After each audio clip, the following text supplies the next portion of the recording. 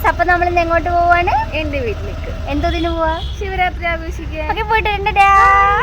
അങ്ങനത്തെ നീണ്ട യാത്രയ്ക്ക് ശേഷം നമ്മൾ വഴിയിലൊരു കടയിൽ നിർത്തിയിട്ടുണ്ടായിരുന്നു കേട്ടോ. വേറെ ഒന്നിനല്ല, ഈ ഒരു ഐറ്റം കഴിക്കാനായിട്ടായിരുന്നേ.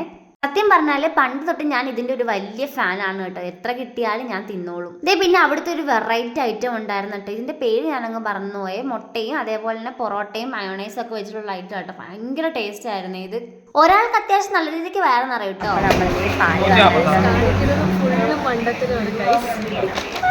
വീടിന്റെ അടുത്ത് തന്നെയാണ് പ്രോഗ്രാം നടക്കുന്നത്. അങ്ങനെ വീട്ടിലെത്തിയിട്ടുണ്ടായിരുന്നു കേട്ടോ. നിങ്ങൾക്ക് ഈ പേന അറിയാമോ?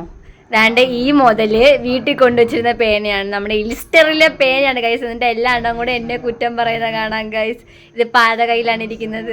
കണ്ട 2 എണ്ണം ഒന്ന് ആലോചിച്ചോളാം. ഞാൻ ഇത്രയൊന്നും കൊണ്ടുപോയിട്ടില്ല ഗൈസ്. പിന്നെ നേരെ വാവയെ കാണാനായിട്ടാണ് പോയത്. എന്റെ പൊന്നെ, ഒരു രക്ഷയില്ലായിരുന്നു കേട്ടോ. അമ്മ അതൊരു തുള്ളക്കായിരുന്നു കേട്ടോ അവിടെ കിടന്ന് തുള്ളിക്കൊണ്ടിരുന്നത്. അവനെ അത്യാവശ്യം നല്ല രീതിക്ക് പറ്റിച്ചിട്ടുണ്ടായിരുന്നു. അവന് ഈ ഡോൾ എടുക്കാൻ വരുമ്പോൾ നമ്മൾ അതെടുത്ത് തിരിച്ചു വെക്കുമായിരുന്നു. അതേപോലെ തന്നെ ഫോണിലെ വീഡിയോ ഓൺ ആക്കി വെക്കുമ്പോൾ അവൻ അടുത്തെത്തിയിട്ട് പിന്നെ എടുത്ത് മാറ്റി വെക്കുമായിരുന്നേ.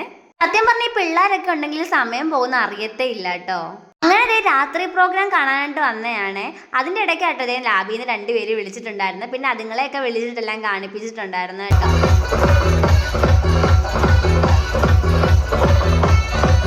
അപ്പൊ എല്ലാം കണ്ട് പുളകിതയായിട്ട് നേരെ വീട്ടിലേക്ക് പോയിട്ടുണ്ടായിരുന്നേ.